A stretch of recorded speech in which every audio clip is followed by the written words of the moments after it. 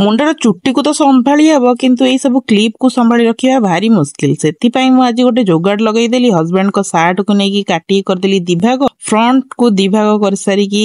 करदेवी मु main basement को प्रस्तुत आउ सेकेंड भाग को मु बहुत सारा फीता भाया काटी नहीं आउ बोताम सब को काढ़ी नहीं वर्तमान मेन बेसमेंट को ओल्टे मु सिलाई कर नहीं पुणी ओल्टे चापा सिलाई करदेली आउ किछि लेसेस आड कर देकी बहुत ही सुंदर से करदेली डेकोरेट तापर कौन थिला मोर फीता सब को रेडी करिवार काम